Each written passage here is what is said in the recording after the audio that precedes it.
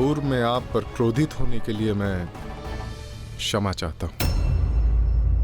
कदाचित मैं अधिक आवेशित हो गया था।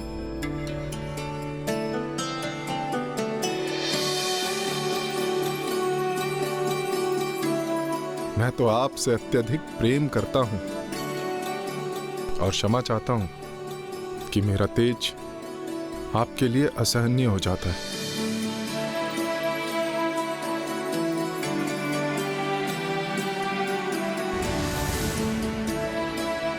आरंभ में तो विवश होकर उन्होंने गृहिणी के समस्त अपने दायित्व निभाए, किंतु फिर उनके भीतर स्नेह एवं सेवा की भावना जागृत हुई और देवी छाया जैसे भूल ही गई थी कि ये उनका गृह एवं गृहस्थी नहीं। और शीघ्र ही वो समय भी आ गया जब उन्होंने सूर्य देव और अपनी संतान को जन्म दिया। तो क्या यही शनि देव थे? ये लीजिए, उत्तर देने के पूर्व जल ग्रहण कीजिए।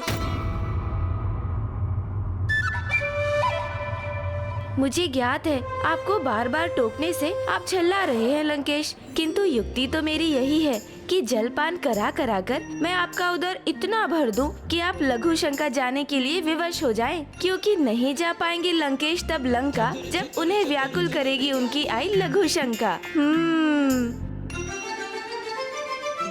चतुर गणेशा।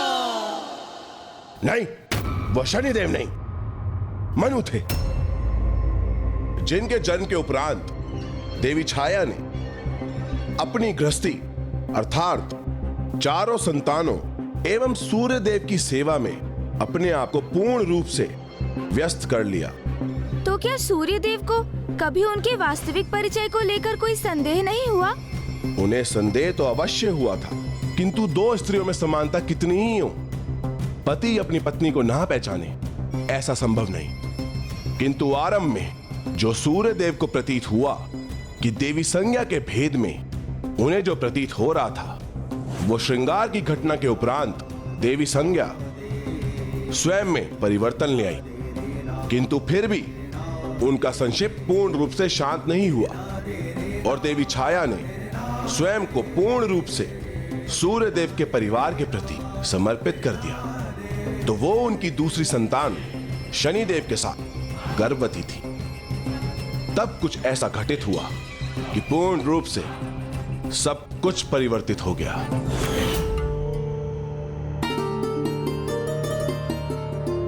प्रिय,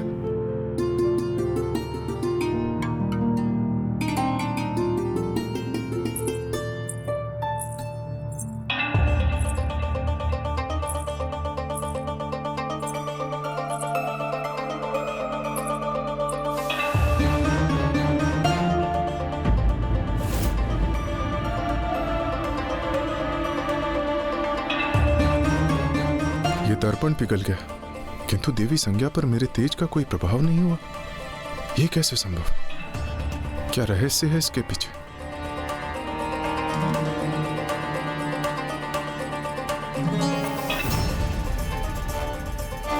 आप तो मुझे अपलक देख रही हैं।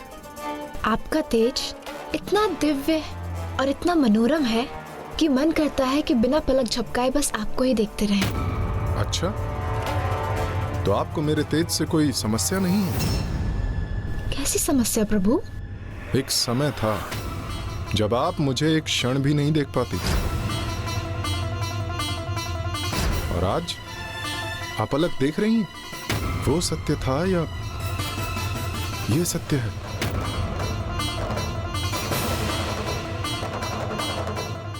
कभी कभी मुझे प्रतीत होता है जैसे तब मैं आपसे परिचित नहीं था, फिर प्रतीत होता है कि अब मैं अपनी पत्नी को नहीं जानता।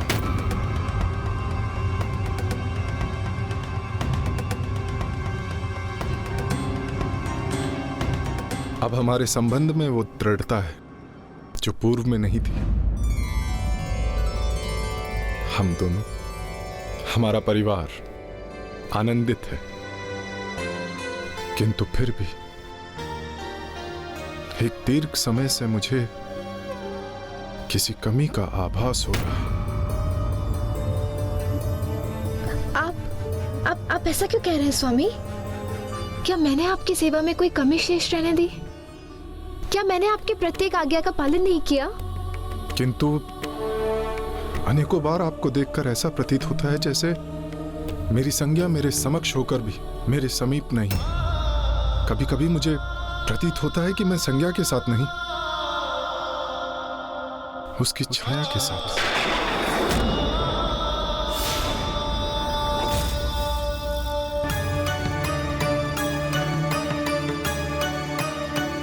आप शांत क्यों हैं? कुछ कहती क्यों नहीं? मेरी पत्नी होकर भी आप मुझसे कुछ छुपा रही हैं।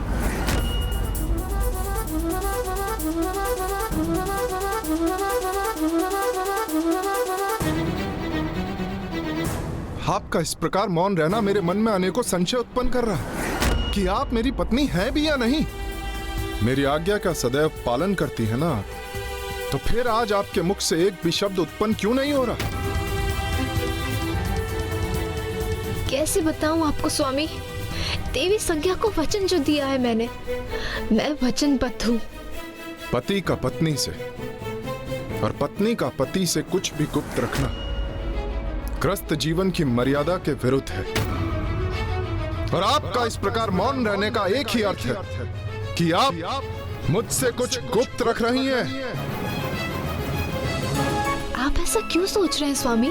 क्या मैंने आपके प्रति अपने प्रेम, श्रद्धा और सेवा में कोई कमी छोड़ी है? आपके नेत्रों और आपकी वाणी के भावों में भेद है देवी। वाणी कुछ और कह रही है और नेत्र कुछ और समझा रहे हैं। सत्य आप मुझे बताएंगी अथवा मैं स्वयं ज्ञात कर लूं, क्योंकि अब आपका मुझसे कुछ भी भेद रखना मेरे लिए अत्यंत कष्टदायक है। स्वामी सुनिए तो, स्वामी।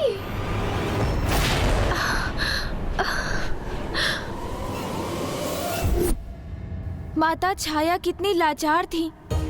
वो सत्य को उजागर भी नहीं कर सकती और फिर उसे गुप्त भी नहीं रख सकती थी। और फिर जैसे जैसे समय बढ़ता गया, उन दोनों के मध्य भेद बढ़ते गए और सूर्यदेव ने अपनी सेवा से उन्हें वंचित कर दिया।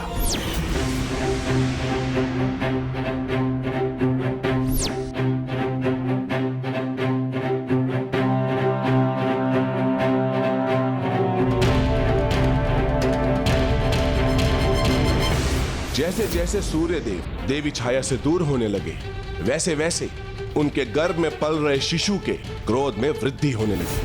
अर्थात वहाँ जो भी घटित हो रहा था, गर्भ के भीतर शिशु रूप में शनिदेव उस संपूर्ण घटनाक्रम के साक्षी थे। फिर क्या हुआ लंकेश जी? सूर्यदेव के व्यवहार में आते परिवर्तन और उनकी पीड़ा में वृद्धि से देवी छाया को कष्ट होने लगा और देवी छाया ने वो निर्णय लिया जो कदाचित उन्हें नहीं लेना चाहिए था।